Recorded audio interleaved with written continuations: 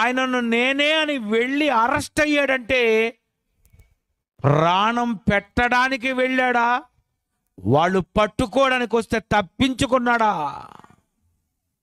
మనమైతే పారిపోతాం. మనమైతే ఈ సీన్లో జంపు. కానీ యేసు ప్రభు అలా చేయలేదట. నా కోసమే కదా ఎదురు చూస్తున్నారు. నేను ప్రాణం పెట్టడానికి వచ్చాను గనుక, నా ప్రాణం తీయడానికి మీరు వచ్చారు గనుక పదండి వెళ్ళిపోదాం. నాకు సిలువ వేయండి,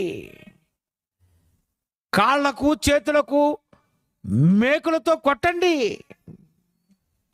మ్రానున వ్రేలాడదీయండి. 2 చేతులు పైకి వెళ్ళిపోయిన తర్వాత ఆ మేకులు అడ్డుతుంటే, మ్రానున వ్రేలాడిపోతుంటే ఎలా ఉంటుందండి? ఎంత బాధో తెలుసా? ఎంత కఠినమైన శిక్ష తెలుసా? శిలువ మీద 2 చేతులకు 2 కాళ్ళకి మేకులు వేస్తే, సూదుగుచ్చుకుంటేనే సలుపు సలుపు అయితే, మేకుతో పెద్ద పెద్ద మేకులు వేస్తే ఎలా ఉంటుందండి? పిల్లరా, యేసు ప్రాణము పెట్టలేదు అన్న ఎవడైనా యేసే వచ్చి అరెస్ట్ అయ్యాడు.